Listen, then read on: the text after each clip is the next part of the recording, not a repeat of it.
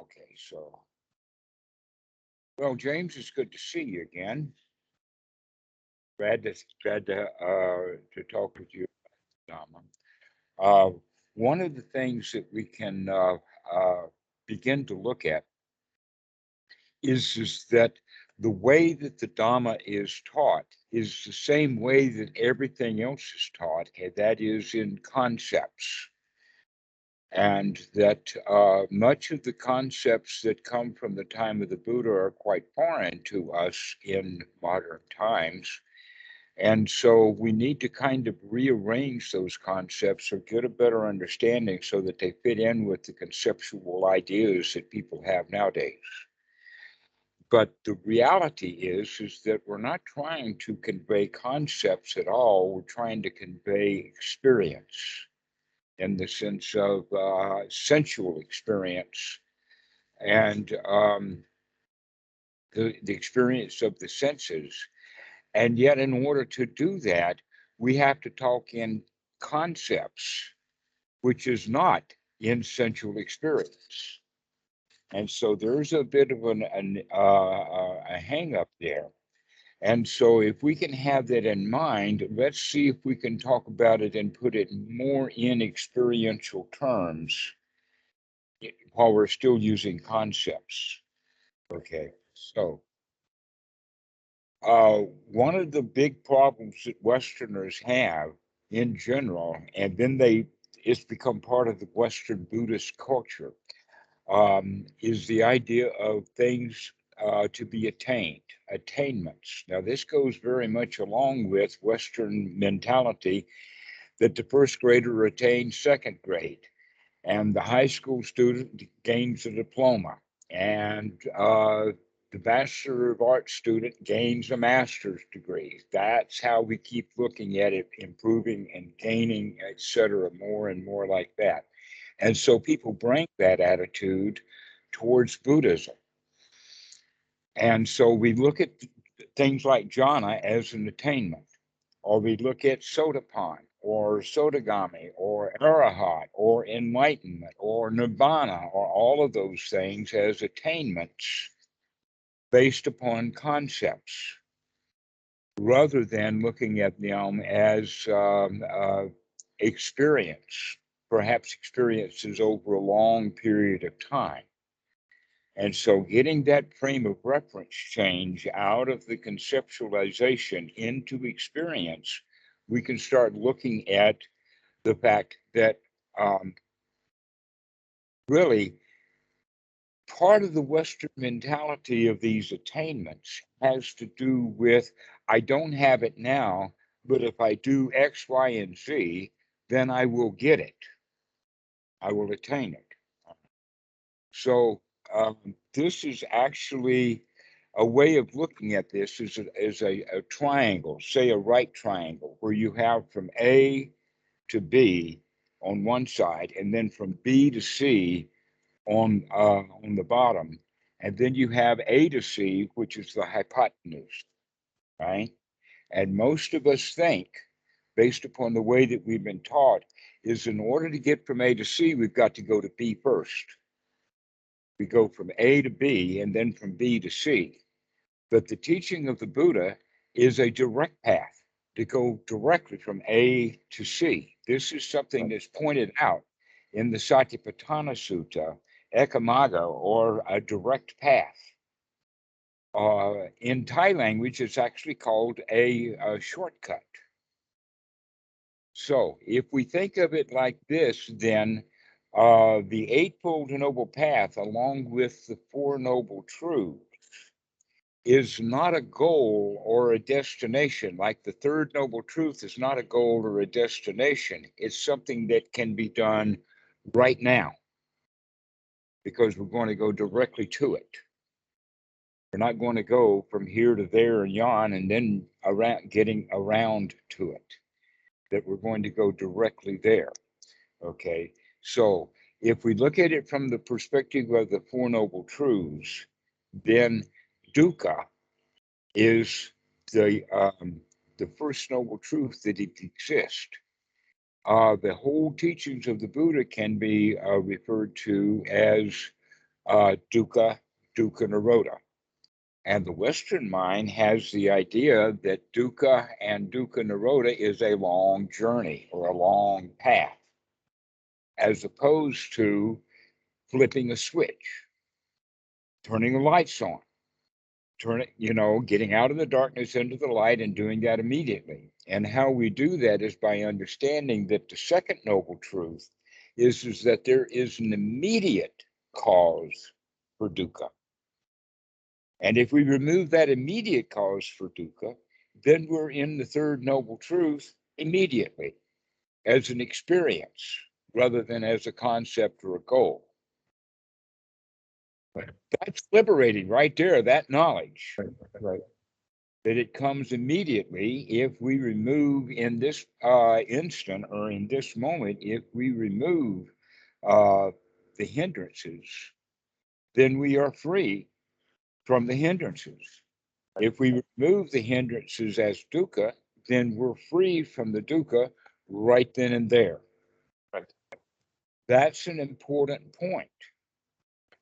In fact, it is so important that that's the whole path.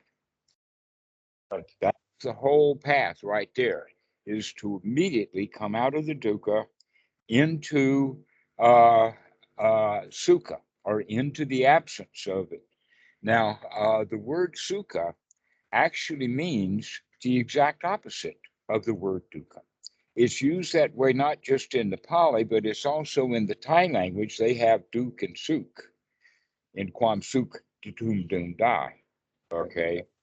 And that also I found a student who has a history from his family of India, that his native language is Gujarati.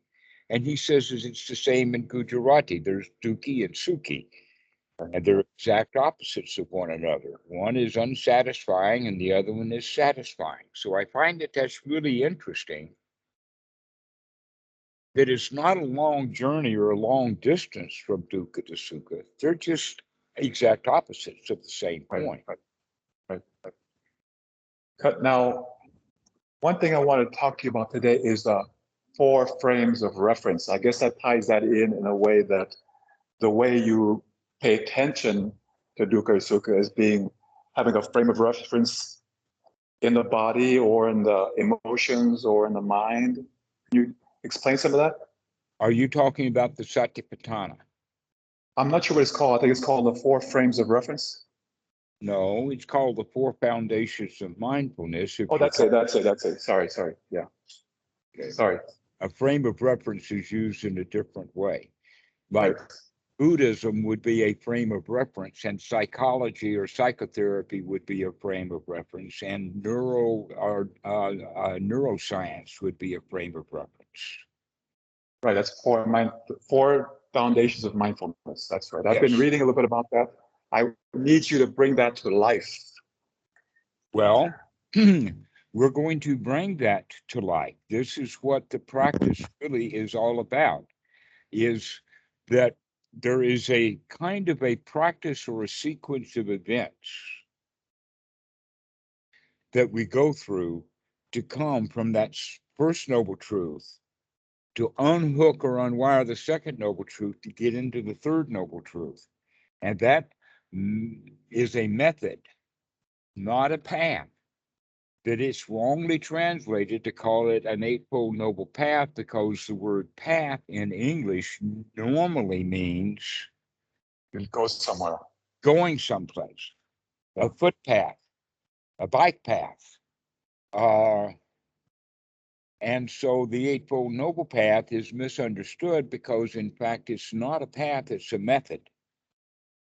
Okay, and basically it would be the method that it takes to open the door right in front of us, as opposed to a path to a door. So the door is right in front of us, and there is a method. The putting in the key, turning of the key, turning of the knob, and pushing. A 4-step process. Okay. And so the getting the key is sati, to remember, to practice, to remember, to look.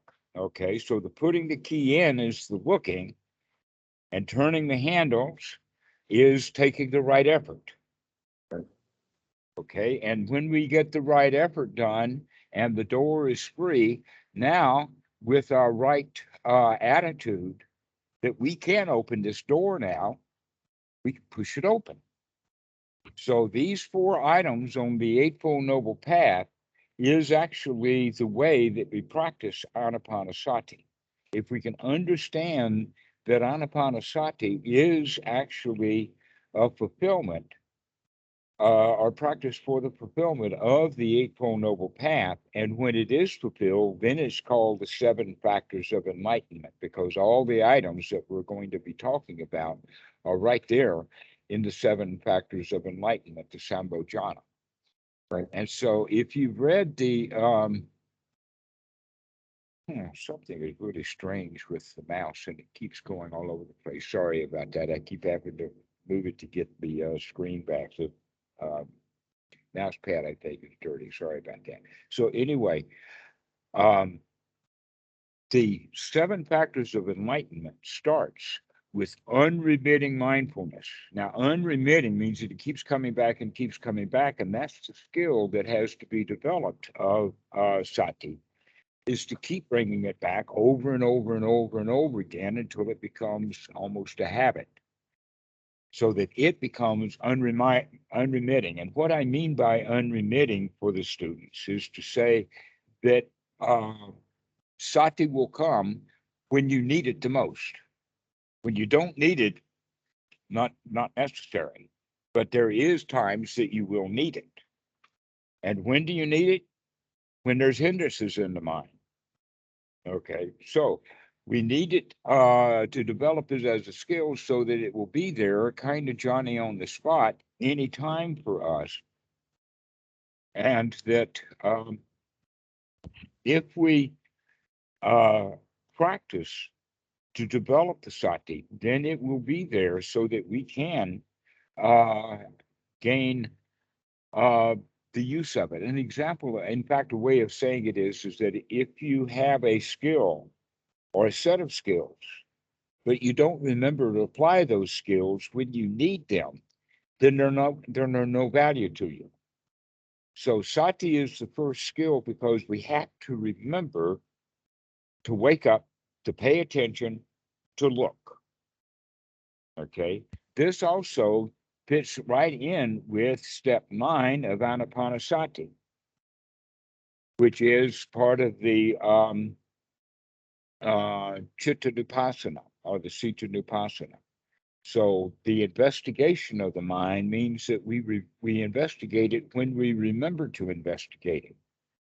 But what we're going to be investigating it for is whether it's free from hindrances or not. Now, you've already mentioned about some of the things that are in the Satipatthana Sutta about the states of mind. But the states of mind have to do with how much effectiveness there is with dukkha. So you can have a tired state of mind or a low state of mind, which is actually kind of a hindrance.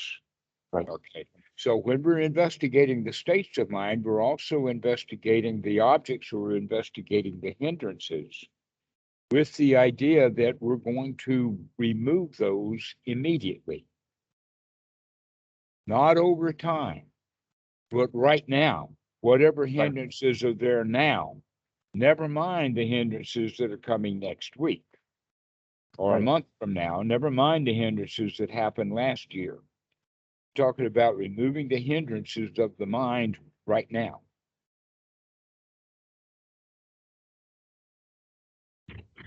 That is one's right effort. What about the hindrances are emotional or stress? Right or, now, we're going, well, let's start in the beginning. Yeah. That everything starts with the thought. All actions and all speech and all feelings have a thought. That thought may be a long sequence of thinking in the sense of a concept, or it can be almost an instant thing, which would be like a tenth of a second. Right. Okay. And that in fact, the very, very fast ones could be called attitude.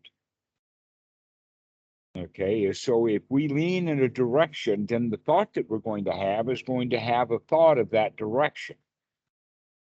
So we're talking about something that happens immediately in the mind, and we need to see that so that we can change the mind immediately. And what we're going to be changing is we're going to introduce it in the concept of a wholesome thought versus an unwholesome thought. Now, an unwholesome thought is any kind of thought that would be a hindrance. An unwholesome thought would be any kind of thought that is keeping you from being in a wholesome state. Just like a hindrance would be anything that would hinder you from feeling the way that you would want to feel. Excuse me, I'm a little bit stuck. Maybe I'm misunderstanding thought. I always thought a thought was something that had something verbal attached to it. Wait a minute. Okay, stop. Okay. We are speaking in the sense of mind moments. Okay. There is also a concept of a conceptual thought or a verbal thought. Okay. Okay. These kind of thoughts are not the only kind of thoughts that there are. That a thought would be any kind of way at all that we would spend a mind moment. Okay. Okay. And that we can spend our time in discursive thought. We can spend our time in observational thought. And What's that? well, like when you see out of your eyes, there is an instant when you're looking out your eyes and you're not thinking, you're looking. Right. That's like a thought then. That's a thought. That's a kind of a mind moment. Oh, okay. Okay. Okay. That is a kind of a thought, just like a discursive thought can be a kind of a thought. So if you feel tired, when you recognize the tiredness, before you even use the word tired, you recognize the tiredness. That's a thought. And then saying I'm tired is another thought. Right. And so what we're actually talking about is getting very fast at looking at what the mind is doing because it jumps around really fast. Right. We're talking about in the neighborhood of 100 to 200 milliseconds, or about a tenth of a second, maybe a fifth of a second. And so when we're observing, to remember to wake up and look, then we can see, is this thought a really good thought? Because you can actually wake up to recognize that the thought that you're having is a really, really valuable thought. A thought of peace, a thought of happiness, a thought of quiet. But many times we wake up and the thoughts that we're having are unwholesome thoughts. Thoughts of wanting something that we don't have. Thoughts of not liking things. Second noble truth kind of stuff. Okay. And so what then needs to be done with the eightfold noble path is to immediately then change that thought from an unwholesome to a wholesome thought. This now is step 10 of Anapanasati. Now, please remember that the word steps here do not have the kind of stuff like an army does, marching, going from here to there. That our steps are much more like dancing steps with a waltz. Okay. And so we begin kind of at step 9 to wake up and look at what we're doing, and then step 10 to gladden the mind. This is the practice over and over and over again. So the Buddha says is that right view, right sati, and right effort run and circle around each other. These are the ways that we begin to practice, to wake up, to look, and to change the thought from whatever it is, the unwholesome, into a wholesome thought. We do this over and over again. This is described in Sutra number 117. Okay, and as you practice these three things over and over and over again, they develop skills between them, so that the effort in the beginning is some effort. But as we gain skill in our effort, there is not going to be so much effort. Our skill that we're developing in right viewing is not, here's a thing that we can understand first off about right view. The noble right view, the Aryan samma area samadhi, does not mean a viewpoint or a conceptualization like a world view. That wrong view is a conceptualized world, and that its basic statement is, I can get away with it. I can go do what I want, and I can get what I want, and I can harm whoever I want, and I can get away with it. Because there is no mother and father, there is no karma, there is no God, there is no devil, there is nothing that can harm me, and I can take care of myself. Some atheists have that point of view, but it's also the view of a drive-by shooter, but it's also the view of every child within us, that we think that we could get away with it.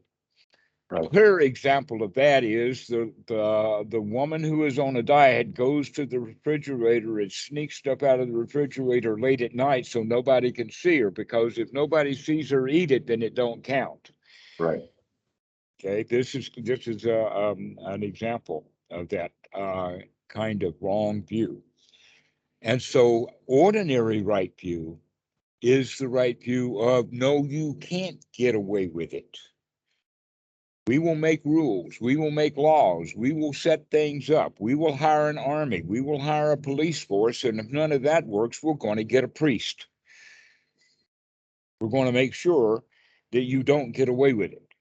And so these are the two world views, okay, that people have, which could be basically recognize that we all have both views and we swap back and forth between them. Sometimes we feel like a nut, sometimes we don't. Sometimes we want to fix the world, and sometimes we actually want to break it.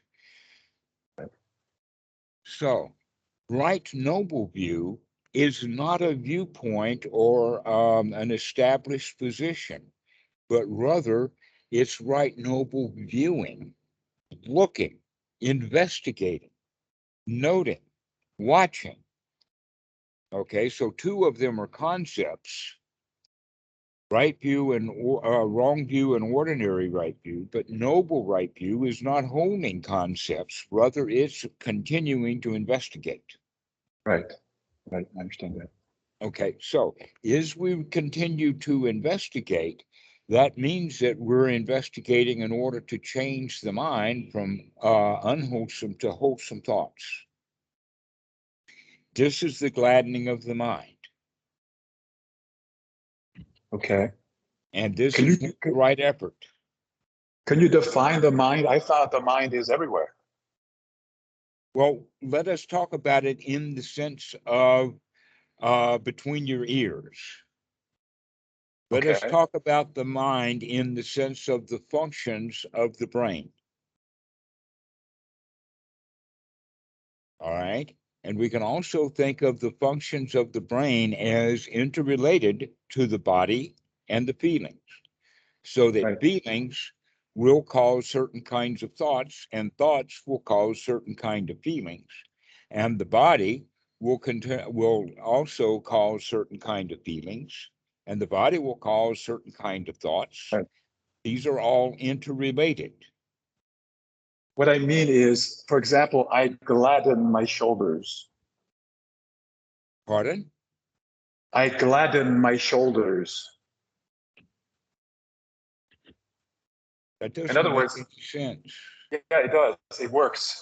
For me, what happens is if I have stress on my shoulders or some part of my body, obviously it's some kind of tension. And by gladdening energy, like you say, gladdening the mind, I take it like I'm gladdening my shoulders and my shoulders relax. And they, Well, let us use then the word relax, because the word relax does make sense. And I notice that your shoulders go up and down. When you were talking about relax, they did, and now they're back up again. no, what happens is there's this chair thing here. Okay, here we go. Oh, there you It's go. it's an armchair that's okay, here we go. Oh, okay. So, what the way that we're using the word mind is not overly, let us say, technical. but rather that it's the functions of the brain. And we will talk more and more about that so that we get a better understanding of it. But like I said last time when we were talking, in order for you to understand things more clearly, instead of taking each thing that I give you and try to fit it into what you've already got, it's much Right. better for you to listen to what I have to say and get that together so that Okay. then you can add uh, your own understanding to it. Okay. But so Okay. long as you try to keep fitting in what I'm saying into your already understanding, this Right. is going to take a long time. It's going to be a slow process like that. Okay. Okay. Okay. So, um, going back to the point about the Citta Dhammasana, that the first thing that we do is we investigate what kind of thoughts, what kind of verbal thoughts, what kind of dialogue do we have going on? Because we're not good enough to see some of the other kind of thoughts yet. So we're looking at, in the beginning, discursive thoughts. And those kind of discursive thoughts are either going to be wholesome or unwholesome. Normally, they're unwholesome. For most people, about 70 to 80% of the time, they're unwholesome. For those people, over 90% of the time, they're in grave danger. And when somebody is almost 100% unwholesome thoughts, they're either suicidal or close to death in other ways. Right. Okay. But we can change that ratio back down to 50% or even down to 30% if we keep changing the content of the mind because we're investigating it. Now, there's also the understanding that one's right viewing, one's right noble viewing is a skill to be developed. So that in the beginning, we see hindrances in a certain way, we see unwholesome thoughts in a certain way, but as we practice more and more and more, we begin to see that some of the thoughts that I thought were okay wind up being dangerous. Right. Right. And that the reason for that is because we have the Buddha talks about it in this sense of we do things because of the gratification that we did stuff when we were kids, we got something out of it, and so we continued to do that with varying degrees of gratification. Okay, for instance, we get angry because we feel really powerful when we're angry, right? But there is also the possibility of the dangers for this. When one recognizes how dangerous getting angry is often, and that we, in fact, even though we feel powerful, we often don't get what we want. We wind up getting something that we don't want instead. And so when we see the dangers, now we can plot our escape out of anger so that we can decide we're not going to get angry anymore. But so long as we see anger as beneficial because we get gratification out of it, then we don't have quite the energy that it takes for the right effort. So this is one of the ways that right effort and right view work together.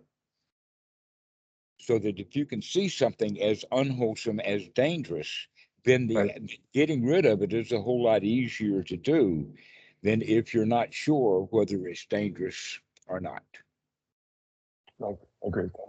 Okay, so this is how these three things run in circle around each other. And these three things actually fit most directly with Anapanasati step 9 and 10.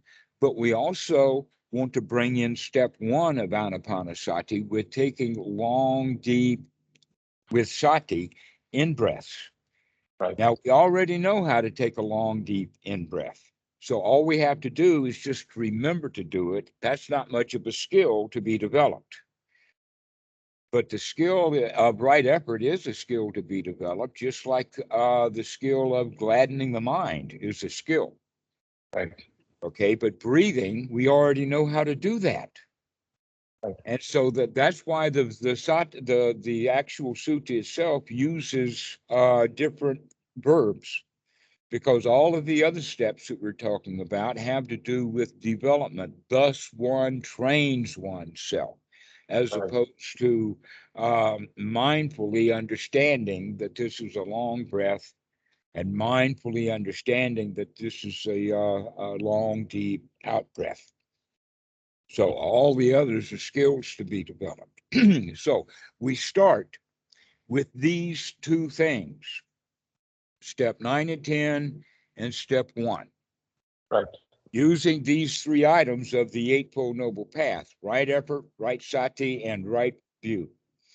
So the question now is, can we remember then to take a long, deep breath? And now can we sustain that long, deep breath? Can we remember to continue to taking a long, deep breath while what we're talking about in the mind is what we're doing when we're breathing? So we can have words like, wow, this is a really nice breath. Oh, wow, I really enjoy this. Or we can have thoughts of actually the feeling of the air coming in when the sinuses are really cleaned out and you're taking that deep breath. It really feels good. So these are the kind of thoughts that we want to have, is not the thought, it feels good, but the experience of it feeling good. Right. Those Right. are the kind of thought moments that we're wanting to have, so that as we're experiencing that breath in and out, we get this established. And now we want to sustain that feeling of in and out long while talking to ourselves about how nice this is, or just experiencing how nice it is to be alive.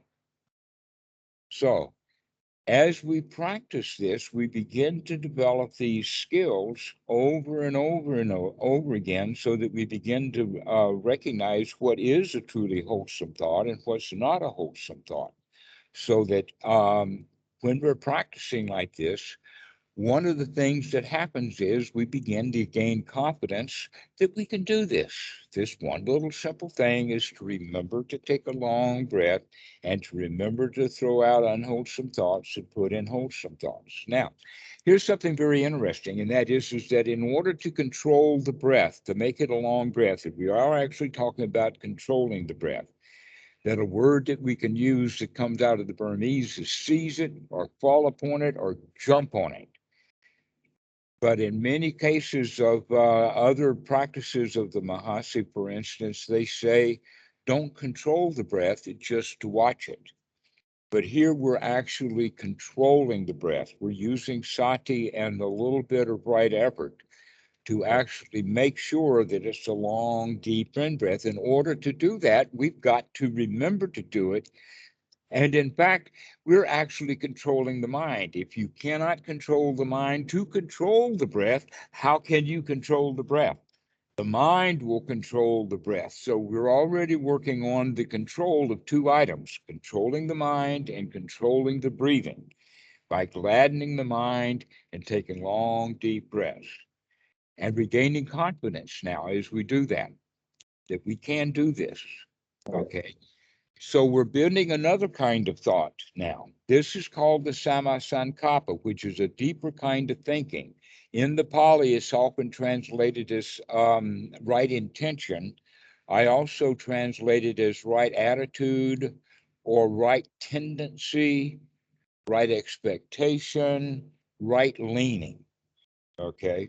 That a Okay. tower is going to fall in the direction that it leans, right? And so the mind is inclined or leans to a certain thing. And what we're actually now inclining the mind and leaning the mind towards is wholesome thoughts, Right. gladdening the mind, and taking long, deep breaths. And so we're beginning to lean the mind in that direction. And so the fourth item on the list is samma sankappa, or right attitude, is the attitude that is brought on from confidence, or shraddha, or shada. And so we gain confidence that I can control the breath. I can make it long and slow and deep, and I can remember to do that and keep it that way for longer periods of time. And this confidence builds up in the sense of I can do this. I can do it. This is actually now the beginnings of the Vedana, or the Sukha. We're actually now beginning to, by controlling the mind and controlling the body, we're beginning to control the Vedana. We're beginning to control how we feel. We're actually literally talking ourselves into feeling good. Because we actually, one of the things that I like to say is that everyone has been talking themselves into feeling bad their whole life. Now Right. it's time to talk yourself into feeling good. And how we do that is by controlling the mind to talk ourselves into feeling good, and controlling the body by breathing very well to help us to feel good on the physical. So you can see the mind and the body now are attacking the feelings from two angles, kind of a pincer Yeah. movement. And that's what I found out. Yeah, that's what I found out. Okay, so with this, then we can say that there is a skill to be developed, this skill of sukha, and that sukha has the definition in the Pali that it has various qualities. One is that it has the feeling of safety and security. It also has the quality of being free from dukkha, because it's actually the opposite of that. That you could say that sukha is kind of a satisfaction to where dukkha is unsatisfying. Well, fear would be one of the sources of being unsatisfied. We don't like it when we're afraid, right? So that means that we need to practice feeling safe and secure. We actually have to talk ourselves into feeling safe and secure. You can look around the room, for instance, and there's no alligators on the floor. You got no snakes crawling up your leg. There's no tarantulas on the arm.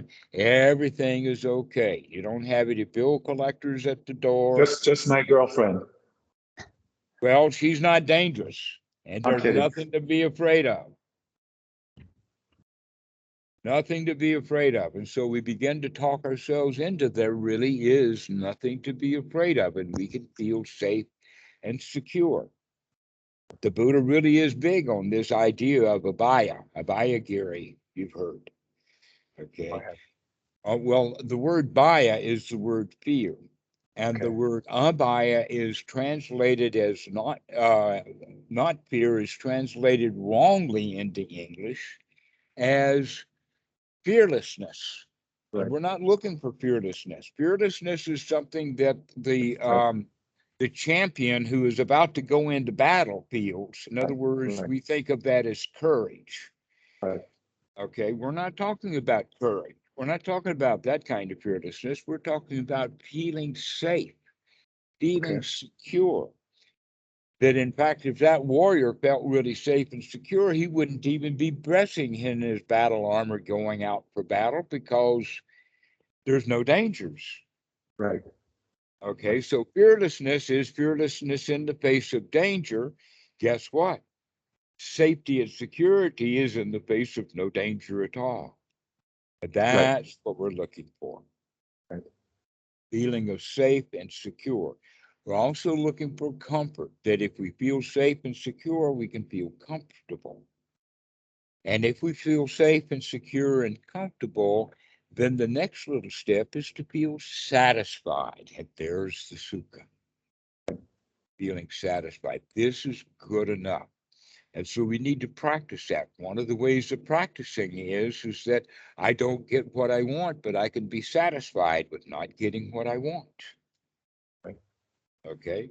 That this is painful and I don't like it, but I can't get rid of it. I can still be satisfied that I can't get rid of the things that I don't like. Right. And so I can practice the skill of being satisfied.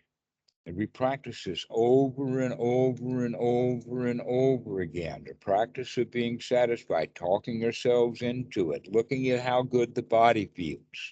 Right. This is how we're practicing now the satipatthana, is the body and the mind and the feelings, right? And we're also working with the mind objects in the beginning of thinking out the hindrances, throwing out the unwholesome thoughts and bringing in only wholesome thoughts. Right. So this is the way that we begin to practice Anapanasati, is remembering to wake up, to take a look at that thought, to change the thought from an unwholesome thought to a wholesome thought, take a deep breath, and then stay there and stay there and Right. stay there. As we develop that skill then of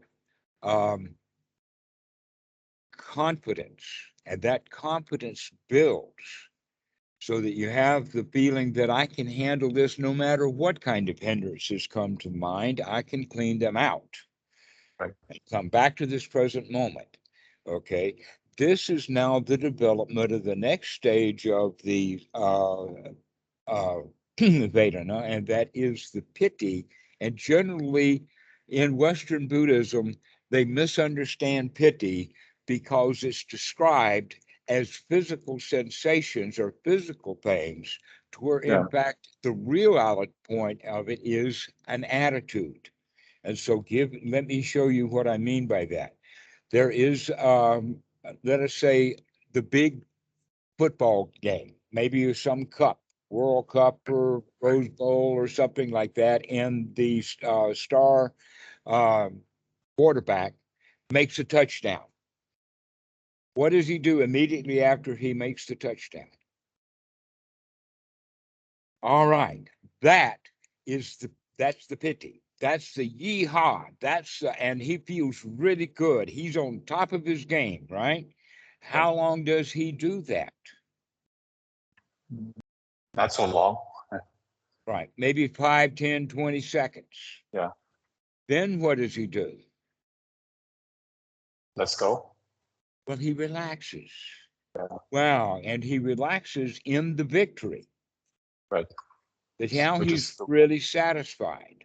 Right. Okay, so this is how we're going to see our practice is that we're going to build up satisfaction until we get that really yeehaw feeling. I've got this. And that's the piti that comes in waves sometimes, and then it relaxes back into sukha. Right. And the piti is a skill to be developed so that you could bring yourself up to, just like you had that feeling of what does the football player do immediately after he makes a touchdown? What are you going to do immediately after you remember to take a deep breath and feel good? Yeah, I could do this. Okay, I understand that. Okay, so this is how we're beginning to practice is we're going to develop these 4 things, right view, when we remember, taking the right effort over and over and over again, let those 3 things build. And as they build, we add this 4th ingredient of right attitude.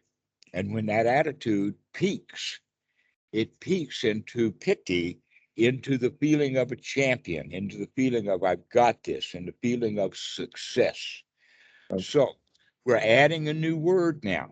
First, we start with safety, security, comfort, satisfaction, and on top of this, we add the word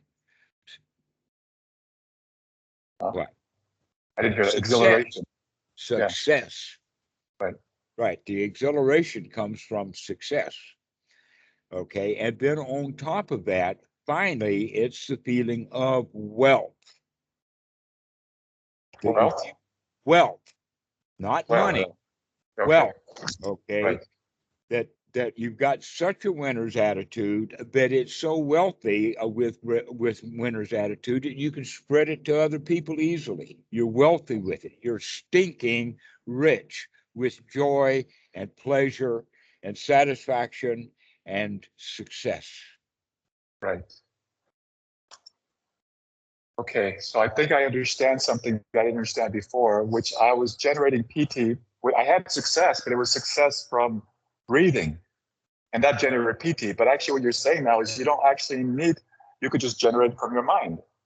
Yes, it's always generated from the mind. Right, You're right, using the addition of the breathing, which I would recommend, but what you're not understanding is that you were doing it with your mind all along, blaming it on your breath, rather than saying, no, I was controlling right, both the mind and the feelings, right, excuse me, the body and the feelings with the mind, with your attitude, with right, your gladdening of the mind, with your talking yourself into feeling good, talking yourself into taking a deep breath and remembering to take a deep breath. So the right. mind, remember, is the forerunner for everything. Nobody robs a bank until they think about robbing a bank. Okay. Nobody takes a deep breath until they remember to think about taking a deep breath. Okay. Okay. Depends upon what part of the mind it comes from. It can come from the ancient reptilian part of the brain, which, like when you're climbing stairs or running, you start breathing deep. But the Right. mind controls that. Right. The breathing Right. didn't Right. Of start all course. by Of course. itself. Of Yeah. course. Of course. Of course. Of course.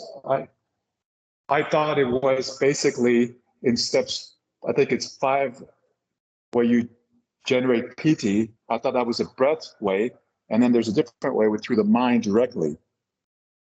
Both are true. Yeah. Right. So there's not one or the other. It's both. Right. Right. Okay.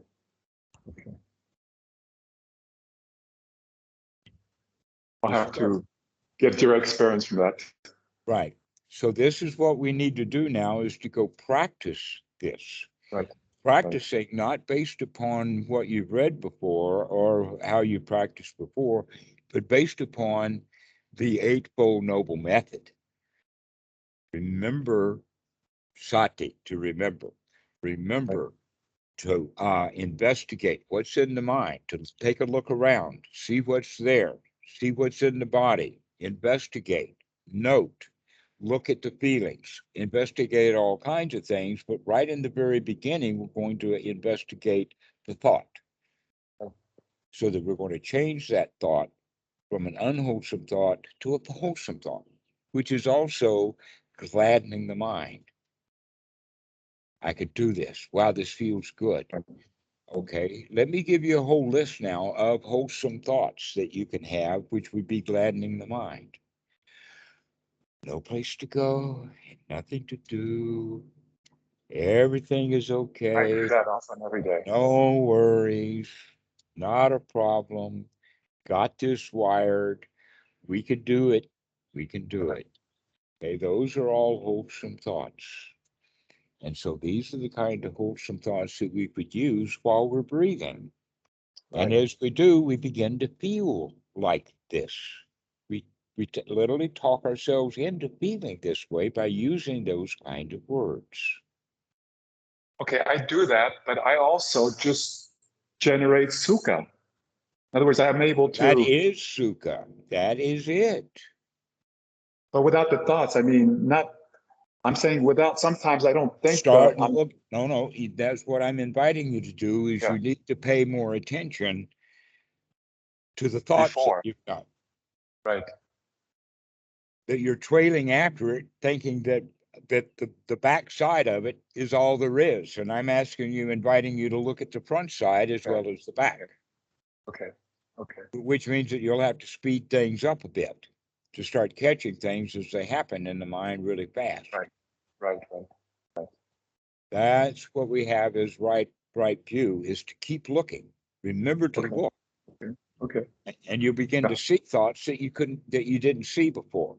Right. That makes sense. All right, so this is how to practice. I would also recommend that you practice often throughout the day rather than long sitting periods. I do. I do. I do. I don't sit very much. Yeah. I do. So about 10 minutes, sit for 10 minutes. Yeah. But that 10 minutes with the intention of this, for this 10 minutes, I'm going to gladden the mind, and I'm Right. going to take deep breaths, and I'm going to let myself feel really good. Yeah. I just do it throughout the day whenever I can remember, as much as possible. Quite a bit, actually. Yeah. Well, make sure that you spend about 10 minutes doing it. That would help. Yeah. You get Right. Yeah. into the rhythm of I do that. doing Yeah.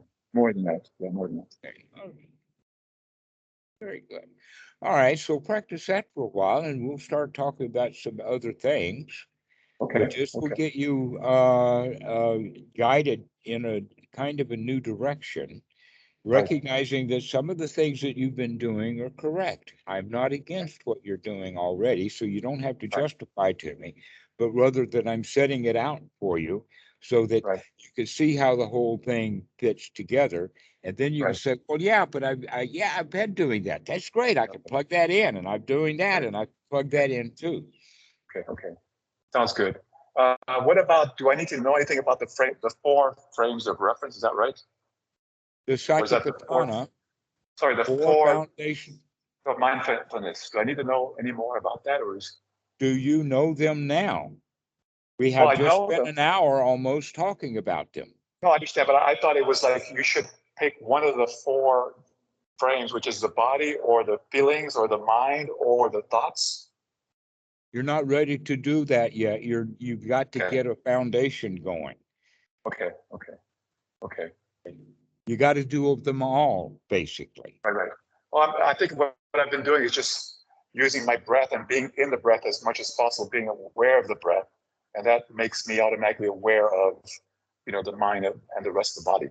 Right. Well, that's also true that part of the investigation is to investigate the body with the understanding that that investigation of the body is going to be relaxing the body. Right, exactly. Okay, Right. all right. So there's the Kaya Nupassana. Right. We've been talking about the Satipatthana. When we talk about Anapanasati, we're talking about the Satipatthana.